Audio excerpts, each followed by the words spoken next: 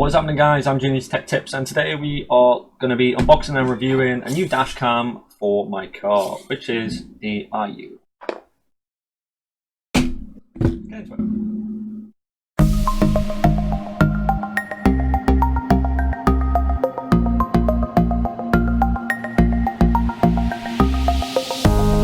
So what's happening, guys? So me and the wife went away the other day and we realised how many morons there really are on the road. And you know, with some of the close calls that we had in the car, I really think that she should have had a dash cam to start off with. So that's what I decided to do. I decided to buy a dash cam so we could fit it in the car. But I thought it'd be a good idea to unbox it and review it for you guys, because I saw online there's quite a lot of people that are a little bit iffy of what dash cams to go for. So I thought I would review this and put a little bit of footage in as well. We did use another one of these. This is the second one I've got now. We used another one of these a little while ago, and I did have some footage, so I'm going to stick that in there so you can see exactly how clear it is. So what we're going to do, guys, we're going to talk a little bit about the products and actually a little bit more about the specifications. So the great thing about this camera is that you do have loop recording and G sensor. Dual dash cam can record continuously. All the videos will be replaced with newer videos when the memory card is full. It's kind of how it works. So if you want to put a higher memory card in, it stays for longer, then be my guest. But like I said, it does come with a 32GB memory card. So we also have a wide angle lens on the front, which is a 170-degree lens, which is phenomenal, especially when some of the older ones I've used aren't as wide. So it is an ultra wide angle all glass lens for both the front and the rear cameras, which can monitor 6 lanes without disturbance. And plus you've basically got no dead angles. The camera as well has HDR as well, so it's HDR stands for high dynamic range. Combination of HDR technologies. Sony sensor ensures that the clarity of the image at night driving eliminates the need for auxiliary light source even at low light environments. You also have night vision as well, which is also great, especially if you're going to start driving in the dark. Night vision really does come in handy, especially if you have a collision or anything or little bumps. You also have a HD screen as well for the front camera, and the rear camera does not have a screen, so you only get it with the front camera, which is equipped with obviously it's a 3-inch screen, so it's quite small, but it's good enough for a dash cam. Provides a comfortable experience for watching the video in real time, and the small size doesn't cause any blind spot when you're driving. We also have high quality video reel, so that's filming in 1080p. And one of my favorite perks about this, it is 24 hours parking monitor as well, so you can protect your car when you park and automatically recording when it's motion censored. So the camera will be off continuously until someone either goes past your car, walks past, or even has a bump in your car, and the camera will turn on automatically and start recording. So guys, as you can see, I've got all the parts laid out on the desk here. So obviously we've got the user manual and your 2 warranty cards. There is a website in the bottom of the warranty card there as well, which you can extend it. We'll have a look at this. So this, I don't know why, but the camera's on already. It must be already on sensor mode. So this is your little mount there. That'll go on your windscreen. It's got protective tape on it already, which is a nice touch. It's just a simple small cup. I like them, obviously, especially if it's going to be a dash cam, because you don't want this... God, that camera won't shut up. You don't want this in your way, especially when you're driving. It'll probably cause more damage than what it's going to be. Well, let's have a look at the camera, because for some reason it keeps going off and keeps turning on. It must be already on censored. So as you can see here with the camera, so WDR Full HD 1080p, and then the logo there. Small lens, and it's a small camera because, like I said, you do not want this disturbing you while you are driving. It's not touchscreen or anything like that. You don't really need it to be, but you have got 3 buttons on the side, which is up, down, and menu, and you also have one for the SD card reader just there. And on this time you do have your on-off button, lock, mode, and OK. Pop that to one side.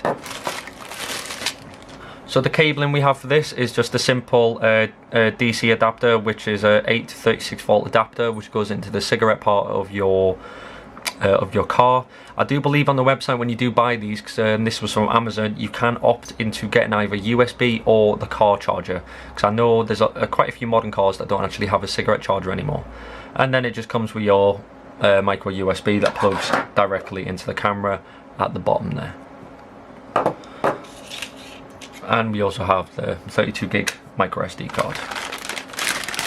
Now, for this one, this is quite a lot of cabling, so I'll call it that in a minute. So this is all the cables are for the rear camera, which is just this one. It really is small, simple lens, small lens in a minute, films at 1080p, and then you've got 4 LEDs that go around the back. So this sort of thing, when it fits in the back of your car where your windscreen is, you can either mount it by screws, or they even opt in for a little sticky pad as well, because I know not a lot of people want to start drilling into their car. good thing about this as well is for, if I grab the full length of it out, I'll just unplug this for a second. So for the LEDs to work, unfortunately what you have to do is they give you this red wire that is attached, but it's not actually connected to anything at the moment. So as you can see there is actually no connection. A lot of people that are opening this, they believe it's broken on entry, but it's not. So what this does is this has to connect to your, sorry, my phone keeps going off. This has to connect to your rear reverse lights. So obviously, if you don't know what you're doing, do not try it out yourself, speak to a mechanic. And it's simple as just taking out your reverse lights, plopping this in, as well as, so when you do reversed, LED lights come on as well. And it's as simple as that, guys. But anyways, so like I said, very small camera.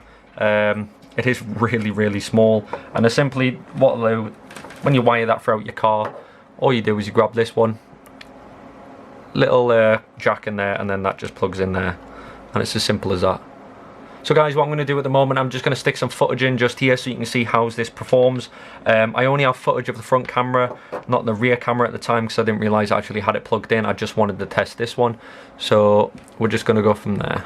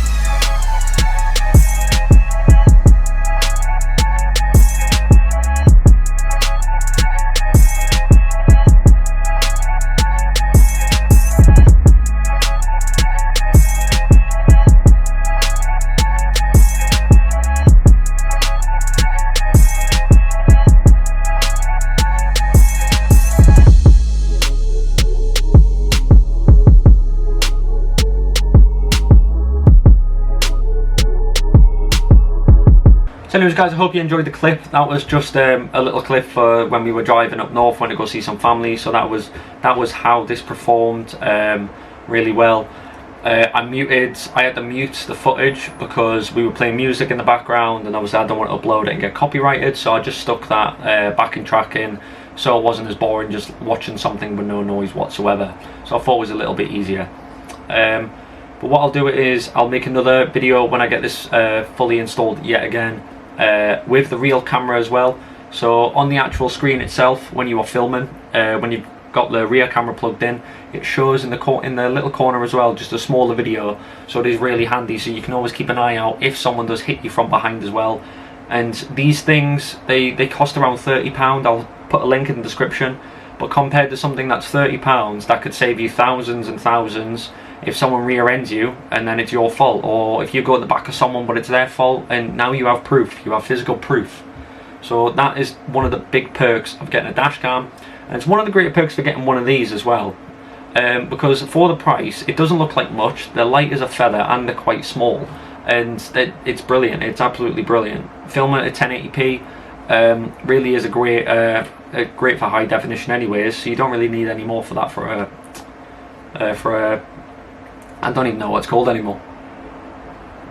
A dash cam, sorry. God, I had a blank moment there.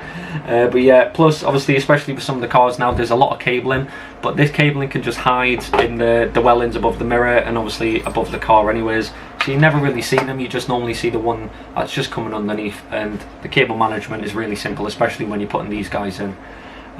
But yeah, if you want to see a video about me installing it in the car, drop in the comments below. I'm more than happy to do another video about me installing it, but it is pretty self-explanatory. But yeah guys, Yeah, that was just a little video and a little unboxing about the, I can't pronounce it, I think it's IIWEY or IIWEY. IIWEY dashcam. Links will be in the description for where you can pick one of these guys up. And just remember, compared to £30 to thousands of pounds, this little guy can help you out, especially if you are a driver. But anyways guys, that was the video. That's dashcam video and review. I'm doing these tech tips and I'm out.